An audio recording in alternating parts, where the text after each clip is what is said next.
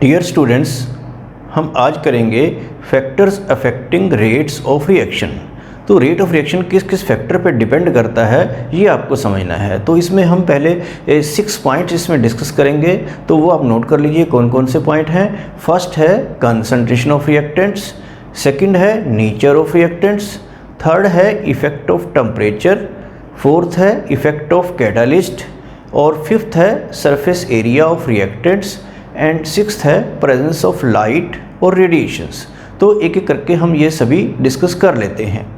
तो first point है concentration of reactant. तो रेट ऑफ रिएक्शन जो है वो कंसंट्रेशन ऑफ रिएक्टेंट पर बहुत ज़्यादा डिपेंड करता है, क्योंकि ज़्यादा कंसंट्रेशन होगी रिएक्टेंट की तो रिएक्टेंट मॉलिक्यूल्स आपस में कोलाइड करेंगे। एक कोलिजन थ्योरी है इस चैप्टर के एंड में, तो उसमें बताया जाता है कि रिएक्टेंट के मॉलिक्यूल्स के बीच में कोलिजन्स होते हैं, मतलब टकराव होते हैं, तो उससे रेट ऑफ रिएक्शन जो है वो क्या हो जाता है, इंक्रीज़ हो जाता है। अगर कंसंट्रेशन ऑफ रिएक्टेंट्स जो है वो क्या होती है, इंक्रीज होती है। तो यहाँ से आप समझ गए होंगे कि रेट ऑफ रिएक्शन जो है that is directly proportional to concentration of reactants. तो यहाँ पर आपको एक बात और भी नोट करनी है कि अगर गैस फेस रिएक्शन हो जिसमें सभी रिएक्टेंट्स जो हैं वो गैसीय स्टेट में हो, तो वहाँ पर कंसंट्रेशन की बजाय हम नोट करते हैं प्रेशर। तो प्रेशर इंक्रीज करने से रेट ऑफ रिएक्शन जो हो जाता है वो इंक्रीज होता है। तो इस तरह से ये फर्स्ट पॉइंट आपको समझ में आ गया होगा। सेकंड पॉइंट है नेचर ऑफ रिएक्टेंट्स। तो रेट ऑफ रिएक्शन जो है वो नेचर ऑफ रिएक्टेंट पर भी डिपेंड करता है। कुछ रिएक्टेंट बाय नेचर स्लो होते हैं, कुछ फास्ट होते हैं। तो इसको समझने के लिए मैं आपको एक एग्जांपल दे देता हूँ। जैसे आप ये रिएक्शन देख सकते हैं, NO plus O2 is equal to क्या हो गया, NO2। तो ये बैलेंस करने के लिए यहाँ पर मैं 2 लगा रहा हूँ। और एक सिमिलर रिएक्शन है कार्बन मोनोऑक्साइड वाली, CO plus O2 is equal to CO2। तो बाय नेचर जो है ये रिएक्शन जो है वो स्लो है और ये रिएक्शन जो है वो फास्ट है। अगर एक रिएक्टेंट आप चेंज कर देते हैं तो उससे भी रेट ऑफ रिएक्शन जो है वो चेंज हो जाता है। तो इसका मतलब है rate of reaction nature of reactant पर भी डिपेंड करता है। थर्ड पॉइंट है इफेक्ट ऑफ टेम्परेचर। तो टेम्परेचर इंक्रीज करने से भी रेट ऑफ रिएक्शन क्या होता है, इंक्रीज होता है। तो कैसे होता है ये आपको समझना है। तो यहाँ पर हम एक ग्राफ बना लेते हैं, प्रोग्रेस ऑफ रिएक्शन इधर और एनर्जी जो है इधर। तो रिएक्टेंट की सपोज इतनी एनर्जी है, ये उसका लेवल है, और सपोज प्रोडक्ट जो है उसकी एनर्जी कम है। ऐसा एक्सोथर्मिक रिएक्शन में होता है, रिएक्टेंट की एनर्जी ज़्यादा होती है, प्रोडक्ट की कम होती है। अगर एंडोथर्मिक रिएक्शन है तो ये थोड़ा सा इससे ऊपर दिखाया जाएगा। तो रिएक्टेंट सीधा सीधा प्रोडक्ट में चेंज नहीं होते हैं, बल्कि रिएक्टेंट को कुछ एनर्जी देनी पड़ती है। इस तरह से रिएक्शन का पाथ रहता है। तो ये जो एनर्जी देनी पड़ती है हमें ताकि वो इस तरह से रिएक्शन हो जाए, तो वो एनर्जी जो होती है उसको हम बोलते हैं एक्टिवेशन एनर्जी। एक्टिवेशन एनर्जी का टॉपिक जो है वो आगे आप पढ़ेंगे डिटेल में। और ये जो मिनिमम एनर्जी होती है रिएक्टेंट के पास ताकि वो प्रोडक्ट बना सकें, इसको एनर्जी बैरियर भी बोलते हैं। तो this energy is called as threshold energy. ये भी आप इस चैप्टर के बाद में, इस चैप्टर के अंदर ही पढ़ेंगे। तो थ्रेशोल्ड एनर्जी एक एनर्जी बैरियर की तरह है जिसको रिएक्टेंट मॉलिक्यूल को क्रॉस करना है। तो टेम्परेचर का रोल आपको समझना है। कभी कभी रिएक्टेंट के पास उतनी एनर्जी नहीं होती कि वो इस एनर्जी बैरियर को क्रॉस करके प्रोडक्ट बना सकें। अगर आप टेम्परेचर इंक्रीज़ करते हैं तो टेम्परेचर इंक्रीज़ करने का मतलब है कि आप उसको एक्टिवेशन एनर्जी दे रहे हैं। तो रिएक्टेंट मॉलिक्यूल्स की एनर्जी फिर एक्टिवेशन एनर्जी देने से इंक्रीज़ हो जाती है और वो इस बैरियर को क्रॉस करके आसानी से प्रोडक्ट बना सकती है। तो टेम्परेचर इंक्रीज़ करने से इट मीन्स कि रेट ऑफ रिएक्शन जो है वो क्या होता है, इंक्रीज होता है।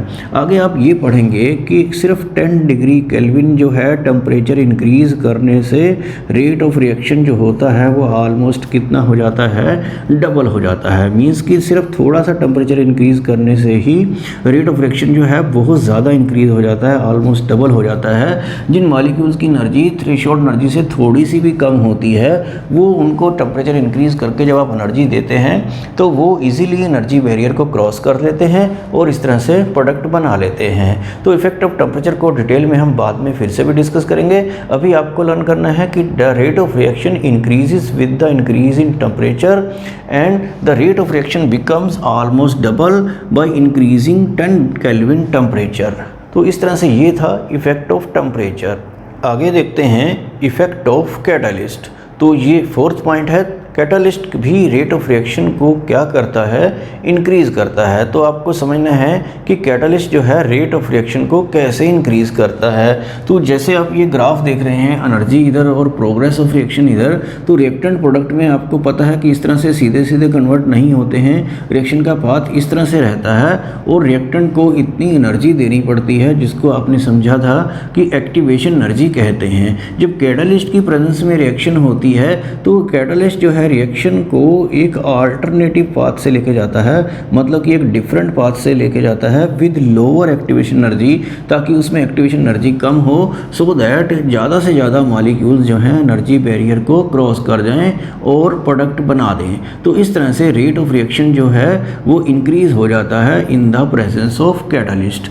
तो यहाँ पर आपको ये ध्यान रखना है कि एनर्जी बैरियर लो क्यों हो जाता है, कम एक्टिवेशन एनर्जी क्यों ज़रूरत पड़ती है कैटलिस्ट की प्रेजेंस में। अगर आपको इस तरह से रिएक्शन कर रहे हैं, ए और बी रिएक्टेंट हैं और वो कैटलिस्ट की प्रेजेंस में रिएक्ट करते हैं, तो कैटलिस्ट उनके साथ एक बॉन्ड बना लेता है, एक इंटरमीडिएट कंपाउंड बना लेता है, ऐसे ABC।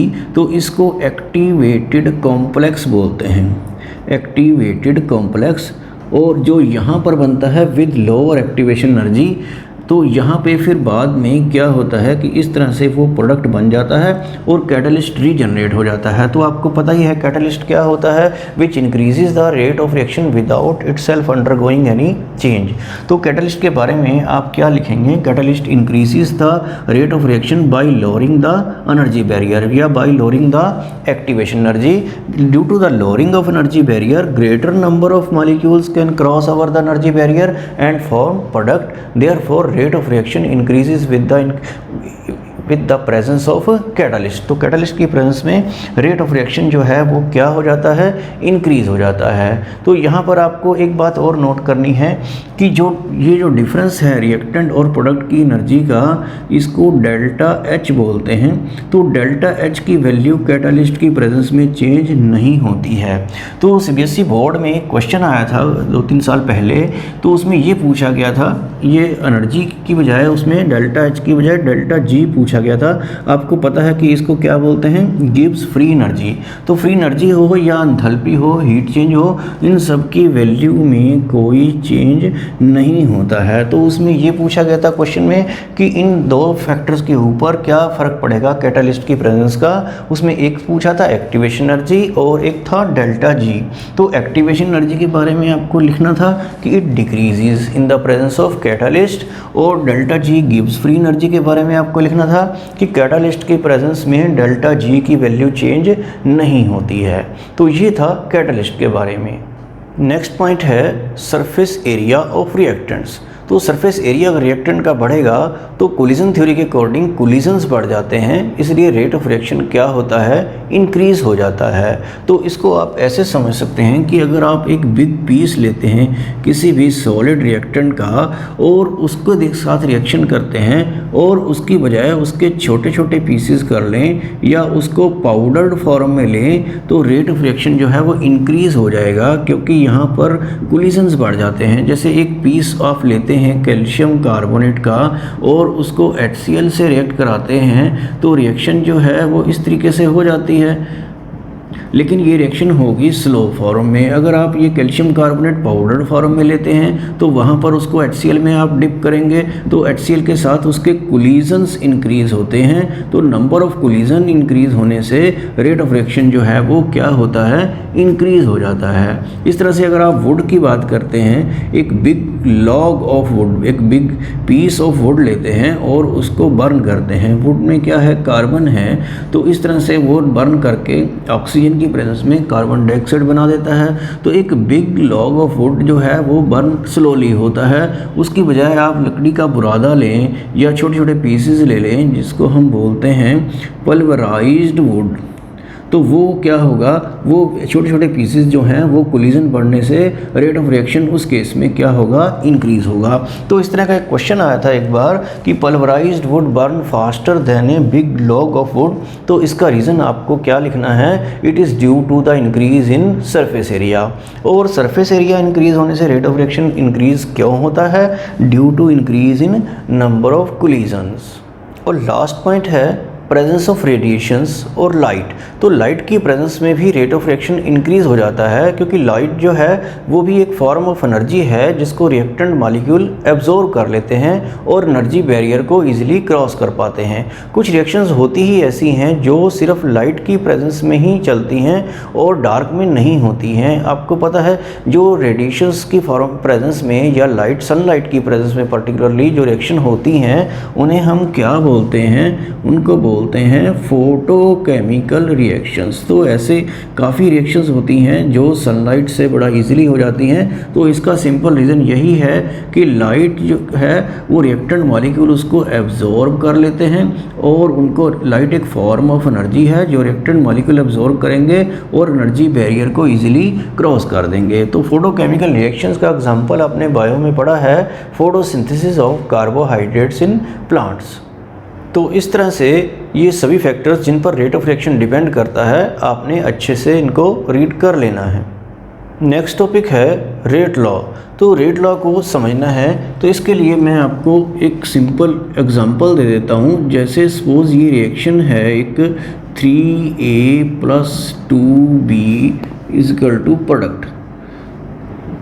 तो आपने पहले +1 में एक लॉ ऑफ मास एक्शन पढ़ा होगा, जो आपको +2 में पढ़ना नहीं है वैसे, लेकिन फिर भी आपको समझना है कि इसके अकॉर्डिंग जो रेट ऑफ रिएक्शन होता था वो आपको बताया था कि कंसंट्रेशन ऑफ रिएक्टेंट पर डिपेंड करता है। तो ये एक रिएक्टेंट है और एक B रिएक्टेंट है, तो वहाँ पर जितने मोल्स यहाँ पर इसमें लगे होते थे रिएक्शन में, बैलेंस्ड केमिकल रिएक्शन में, उतनी उसकी पावर हम कर दिया करते थे। तो ऐसे रेट ऑफ रिएक्शन को हम एक्सप्रेस करते थे according to law of mass action जो +1 में पढ़ा था। लेकिन यहाँ पर ऐसा हो सकता है अकॉर्डिंग टू रेट लॉ कि जो रेट ऑफ रिएक्शन है वो हो सकता है रिएक्टेंट के जितने मॉलिक्यूल रिएक्ट कर रहे हैं सभी पर रेट ऑफ रिएक्शन डिपेंड ना करता हो। जैसे ये 3 की बजाय हो सकता है 2 पावर पर डिपेंड करता हो, और B की हो सकता है 1 पावर पे डिपेंड करता हो। तो इस तरह से रेट ऑफ रिएक्शन को हम कैसे लिख सकते हैं, यहाँ प्रोपोर्शनल की जगह पर कोई कांस्टेंट लगा सकते हैं जिसको रेट कांस्टेंट बोलते हैं। A की पावर मैं 2 कर देता हूँ और B की पावर 1 कर देता हूँ। तो रिएक्शन को देखकर ये आइडिया नहीं लगा जा सकता कि कितने मॉलिक्यूल्स पर रेट ऑफ रिएक्शन डिपेंड करता होगा रियलिटी में, जो कि इन जनरली जो है वो क्या होता है, जितने मॉलिक्यूल्स आपको बैलेंस रिएक्शन में दिखाई दे रहे होते हैं कभी कभी रेट ऑफ रिएक्शन उन सब पे डिपेंड ना करके बल्कि उनमें से कुछ कम पे ही डिपेंड करता है। तो इसको समझने के लिए मैं आपको एग्जांपल दे देता हूँ। सपोज़ मैं 5 स्टूडेंट को समझा रहा हूँ केमिस्ट्री और वो नोट कर रहे हैं यहाँ से, लेकिन मेरी जो स्पीड है उन 5 स्टूडेंट के ऊपर डिपेंड नहीं करेगी, बल्कि हो सकता है 1 या 2 के ऊपर डिपेंड करे, क्योंकि वो बहुत स्लो नोट करते हैं। तो इस तरह से कुछ रिएक्टेंट जो स्लोली रिएक्ट करते हैं पर्टिकुलरली रेट ऑफ रिएक्शन उन्हीं पे डिपेंड करता है, क्योंकि जब तक वो रिएक्ट नहीं करेंगे तो रिएक्शन कैसे कंप्लीट होगी। तो यहाँ पर मैं यही आपको बता रहा हूँ कि जितने मॉलिक्यूल्स इसमें आपको दिखाई दे रहे हैं रियलिटी में हो सकता है रेट ऑफ रिएक्शन उनमें से कुछ कम पे डिपेंड करता हो। तो जिस पे एक्चुअली डिपेंड करता है ये किसी एक्सपेरिमेंट से ही कैलकुलेट हो सकता है। तो ये क्या है, कंसंट्रेशन ऑफ रिएक्टेंट, और ये क्या है, रेट ऑफ रिएक्शन। तो रेट ऑफ रिएक्शन और कंसंट्रेशन ऑफ रिएक्टेंट में जो एक्चुअल रिलेशन होता है, बैलेंस रिएक्शन वाला नहीं, जो किसी एक्सपेरिमेंट से फाइंड आउट किया होता है, वही होता है रेट लॉ, या उसको रेट इक्वेशन भी बोलते हैं। तो रेट लॉ को कैसे आप डिफाइन करेंगे ये आप नोट कर सकते हैं। The expression which gives actual relation between concentration of reactant and rate of reaction is called as rate law और रेट इक्वेशन। तो ये डेफिनेशन आपने नोट कर ली होगी। तो इसको पेपर में कैसे लिखेंगे, इस टाइप से आपको यहाँ नहीं लिखना है, तो वहाँ पर थोड़ा सा जनरल वे में लिखना होता है। जैसे कि मैं इसको ए प्लस बी लिख देता हूँ इस तरीके से। तो आपको कहना है कि rate of reaction may not depend upon A power of A and B power of B, but it may depend upon alpha power of A and beta power of B. Alpha और beta की value A B के equal भी हो सकती हैं और उससे कुछ कम भी हो सकती हैं। तो ये यहाँ पर फिर दोबारा से क्या करेंगे, आप कांस्टेंट लगा लेंगे प्रोपोर्शनल को हटा के, और यहाँ पर आपको याद है कि ये हमने अल्फ़ा बीटा कर लिया है। तो के बारे में आपको क्या कहना है, k is called as rate constant और वेलोसिटी कांस्टेंट और स्पेसिफिक रिएक्शन रेट।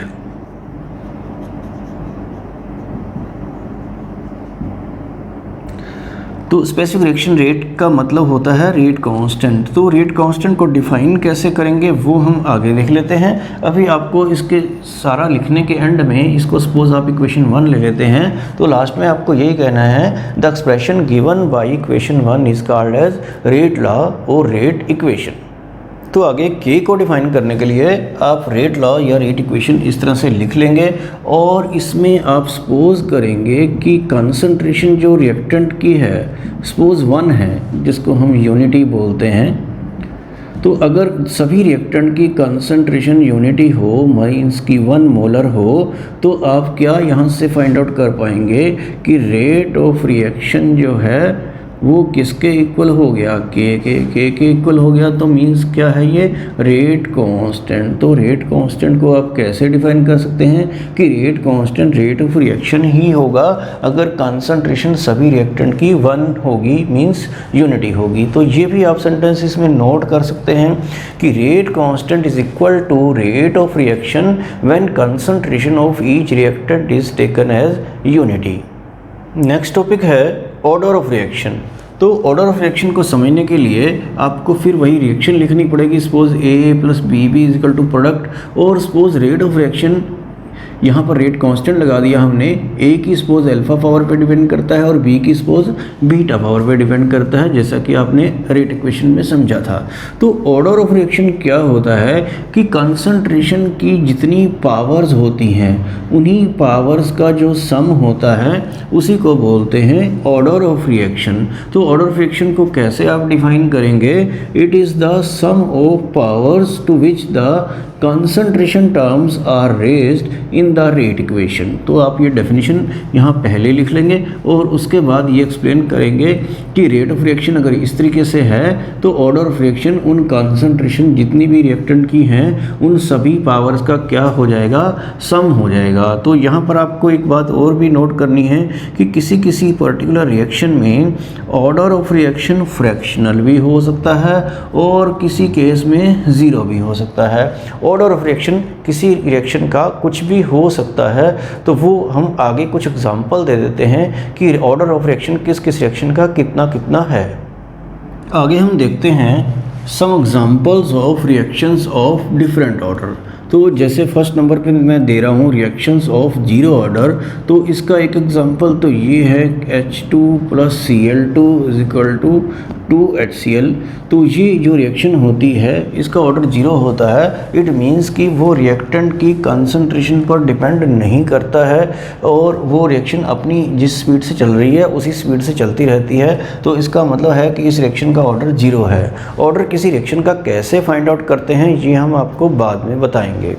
इस तरह से एक और एग्जांपल है, ये NH3 की एक रिएक्शन होती है।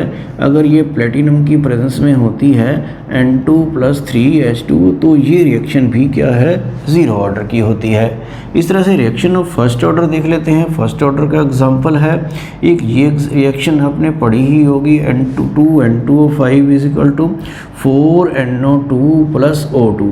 इसमें आपको 2 मॉलिक्यूल्स दिखाई दे रहे हैं, लेकिन रेट ऑफ रिएक्शन इसकी 1 पावर पर ही डिपेंड करता है, जिसको हम किसी एक्सपेरिमेंट से फाइंड आउट कर लेंगे बाद में। और इस तरह से एक और रिएक्शन है H2O2 की। H2O H2O2 क्या होता है, hydrogen peroxide plus half O2, तो ये रिएक्शन भी क्या है, इसका ऑर्डर भी 1 है, तो ये फर्स्ट ऑर्डर की रिएक्शन है। आगे देखते हैं रिएक्शन ऑफ सेकंड ऑर्डर। तो सेकंड ऑर्डर का मैं आपको एक एग्जांपल दे देता हूँ। ये NO2 प्लस F2, यहाँ पे 2 लगा देते हैं, 2NO2F। तो यहाँ पर आपको दिखाई दे रहा है कि इस रिएक्शन में टोटल 3 मॉलिक्यूल्स रिएक्ट कर रहे हैं, लेकिन जो रेट ऑफ रिएक्शन है वो NO2 की 1 पावर पे डिपेंड करता है और F2 की भी 1 पावर पे ही डिपेंड करता है। पावर 1 लिखते नहीं है, और 1 + 1 जो है वो कितना हो जाता है, 2। तो इस रिएक्शन का ऑर्डर 2 है, तो ये आपको लर्न ही करना पड़ेगा। इस तरह से एक और एग्जांपल मैं आपको दे देता हूँ। 2HI = क्या है, H2 + I2। तो ये भी एक सिंपल रिएक्शन है जिसमें 2 मॉलिक्यूल्स HI के रिएक्ट कर रहे हैं और दोनों पर ही रेट ऑफ रिएक्शन डिपेंड करता है। तो इसका मतलब ये भी एक क्या है, सेकंड ऑर्डर की रिएक्शन है। आगे हम थर्ड ऑर्डर की रिएक्शन देख लेते हैं। इसमें आप ये एग्जांपल ले सकते हैं, NO + Cl2 = 2NOCl, nitrosyl chloride इसको बोलते हैं। तो ये इसमें 3 मॉलिक्यूल रिएक्ट कर रहे हैं और तीनों पर ही रेट ऑफ रिएक्शन डिपेंड करता है, तो इट मीन्स कि ये थर्ड ऑर्डर की रिएक्शन है। एक और रिएक्शन बिल्कुल सेम टू सेम हो जाएगी। ये O2 ले लेते हैं यहाँ पर, और ये यहाँ पर क्या होगा, 2NO2। तो इसमें भी 3 मॉलिक्यूल रिएक्ट कर रहे हैं और रेट ऑफ रिएक्शन तीनों पर डिपेंड करता है, तो ये एक थर्ड ऑर्डर की रिएक्शन है। आगे देखते हैं रिएक्शन ऑफ फ्रैक्शनल ऑर्डर। तो यहाँ पर एक रिएक्शन है, ये CH3CHO एसिटल्डिहाइड बोलते हैं। इसको एक पर्टिकुलर टेम्परेचर तक हीट करना पड़ता है और ये CH4 methane plus carbon monoxide बन जाता है। तो यहाँ पर जो इसका जो रेट ऑफ रिएक्शन है ये आपको लर्न ही करना पड़ेगा, ये 1.5। तो इसका जो ऑर्डर है रिएक्शन का ये 1.5 आप लिख सकते हैं। तो मींस कि ये होल नंबर में नहीं है और फ्रैक्शन में है, तो ऑर्डर कुछ भी हो सकता है, तो वो रिएक्शन को देखकर आप आइडिया नहीं लगा सकते हैं। तो ये एक फ्रैक्शनल का एग्जांपल था। इसी तरह से एक और एग्जांपल मैं दे देता हूँ। H2 + Br2 = क्या है, 2HBr। इसका ऑर्डर भी 1.5 ही है और इसका जो रेट ऑफ रिएक्शन रहता है वो रेट ऑफ रिएक्शन के लिखने के लिए आपको क्या करना पड़ता है, यहाँ पहले रेट कांस्टेंट और H2 की पावर 1 रहती है और Br2 की पावर हाफ रहती है। मींस कि इसके ऊपर तो फुल्ली और इसके ऊपर हाफ जो है वो डिपेंड करता है रेट ऑफ रिएक्शन। तो इसका जो ऑर्डर होगा वो 1 + हाफ, मींस कि ये 3/2 लिख सकते हैं या 1.5। तो ये फ्रैक्शनल ऑर्डर के ऊपर 1-2 बार क्वेश्चन भी आया है, give an example of reaction of fractional order. तो इस तरह से सभी रिएक्शंस के ऑर्डर जो मैंने आपको बताए हैं, इतनी रिएक्शन आपको कम से कम ज़रूर लर्न कर लेनी है। Next topic is units of rate constant. तो रेट कांस्टेंट के यूनिट आपको दिमाग में रखना है कि हर ऑर्डर के लिए वो अलग अलग होते हैं। सपोज़ किसी रिएक्शन का ऑर्डर n है, तो रेट ऑफ रिएक्शन जो होगा वो क्या होगा, रेट कांस्टेंट और कंसंट्रेशन की पावर कितनी हो जाएगी, n हो जाएगी। तो यहाँ पर आप रेट ऑफ रिएक्शन को कैसे एक्सप्रेस करते हैं, change in concentration per unit time K, और ये कंसंट्रेशन आप ऐसे ही लिखा रहने दीजिए। तो यहाँ से रेट कांस्टेंट आप निकाल लीजिए। तो रेट कांस्टेंट क्या आएगा, dx/dt, और कंसंट्रेशन की पावर क्या हो जाएगी, n। तो इसको दोबारा सिंपलीफाई कर लेते हैं। ये dx जो है वो चेंज इन कंसंट्रेशन है और ये चेंज इन टाइम है, और यहाँ पर क्या है, कंसंट्रेशन की पावर क्या है, n है। तो इसको कंसंट्रेशन की पावर आप 1 सपोज कर सकते हैं। तो यहाँ से आप k जो है वो क्या लिखेंगे, ये 1/टाइम हो जाएगा, और कंसंट्रेशन की पावर जो होगा वो क्या होगा, n-1। तो ये जो रिलेशन है रेट कांस्टेंट में और ऑर्डर ऑफ रिएक्शन जो है वो n है, तो ये आपको ध्यान में रखना है। इसके बेस पर आप किसी भी रिएक्शन का ऑर्डर फाइंड आउट कर सकते हैं। किसी भी ऑर्डर की रिएक्शन का लिए k के यूनिट फाइंड आउट कर सकते हैं। ऑर्डर अगर 0 है तो यहाँ 0 पुट कर दीजिए, 1 है तो 1 पुट कर दीजिए। तो मैं आपको फाइंड आउट करके दिखा देता हूँ। पहले नंबर पर मैं आपको दिखा रहा हूँ रिएक्शन ऑफ ज़ीरो ऑर्डर। तो ज़ीरो ऑर्डर के लिए क्या होगा, n की वैल्यू ज़ीरो होगी। तो जब आप यहाँ n की वैल्यू ज़ीरो पुट करेंगे तो k क्या आएगा, 1 टाइम कंसंट्रेशन की पावर कितनी आ जाएगी, -1, क्योंकि n की वैल्यू आप क्या पुट कर देंगे, ज़ीरो पुट कर देंगे।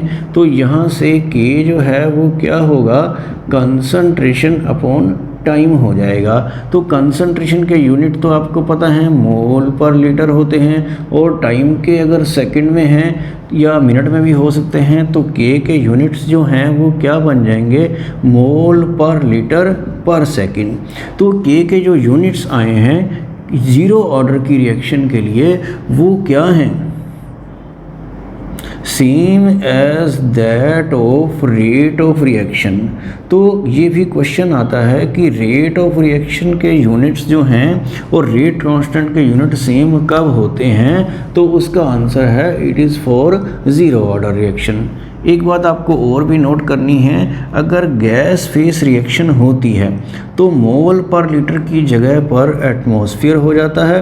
तो उस केस में गैस फेस रिएक्शन में k के यूनिट एटमॉस्फेयर पर सेकंड होंगे अगर रिएक्शन ज़ीरो ऑर्डर की है। तो आगे देख लेते हैं फर्स्ट ऑर्डर के लिए। तो फर्स्ट ऑर्डर के लिए ऑर्डर जो है 1 होगा तो n की वैल्यू कितनी होगी, 1। तो यहाँ पर आपको n की वैल्यू 1 पुट करके k के लिए एक्सप्रेशन फाइंड आउट कर लेना है। तो k 1 टाइम कंसंट्रेशन जो है 1 क्योंकि n की वैल्यू आपको 1 पुट करनी है, तो 1 - 1 कितना होगा, 0 हो जाएगा। तो ये सोल्व करके क्या आ जाएगा, ये जस्ट 1 टाइम ही आ जाएगा, मीन्स कि टाइम इन्वर्स। तो टाइम इन्वर्स का मतलब क्या है, मिनट इन्वर्स या सेकंड इन्वर्स k के यूनिट आ जाएंगे। और ये आपको याद रखना है कि ये इंडिपेंडेंट ऑफ कंसंट्रेशन है और ये कंसंट्रेशन पे डिपेंड नहीं करते हैं। तो अगर rate of reaction rate constant में यूनिट्स जो हैं कंसंट्रेशन पर डिपेंड नहीं करते हैं, तो इसका मतलब जो है रिएक्शन का ऑर्डर जो होता है वो 1 होता है। और गैस फेस रिएक्शन में भी यूनिट्स जो हैं वो यही रहेंगे, क्योंकि इसमें कंसंट्रेशन यूज़ नहीं हो रही है। आगे हम सेकेंड ऑर्डर के देख लेते हैं। यूनिट्स जो हैं k जो है यहाँ पर क्या आएगा, यहाँ पर n की वैल्यू जो है आपको क्या पुट करनी पड़ेगी, सेकेंड ऑर्डर में 2 पुट करनी पड़ेगी। तो 1 टाइम और कंसंट्रेशन की पावर जो है वो 2 - 1 मीन्स 1 हो जाएगी। तो यहाँ पर कंसंट्रेशन भी रेसिप्रोकल में है और ये टाइम भी। तो कंसंट्रेशन के यूनिट तो मोल पर लीटर में होते हैं, तो यहाँ पर इसके यूनिट जो हैं उसका रेसिप्रोकल लेंगे तो लीटर पर मोल हो जाएगा। और टाइम अगर सेकंड में है तो इस तरीके से सेकंड ऑर्डर के लिए आप ये वाले यूनिट्स जो हैं ये निकाल पाएंगे उसी मेथड से। अगर गैस फेस रिएक्शन है तो कंसंट्रेशन की जगह पर उसके यूनिट्स जो हैं वो एटमॉस्फेयर आएंगे, तो एटमॉस्फेयर भी रेसिप्रोकल में हो गया, सेकंड भी। तो इस तरह से यूनिट्स जो हैं रेट कांस्टेंट के निकालने आपको zero order, first order, second order, third order ये सब आपको आने चाहिए। और फ्रैक्शनल ऑर्डर के में k के यूनिट क्या होते हैं 1.5 में या 2.5 में, वो भी आप इससे कैलकुलेट करने की कोशिश आपको करनी है।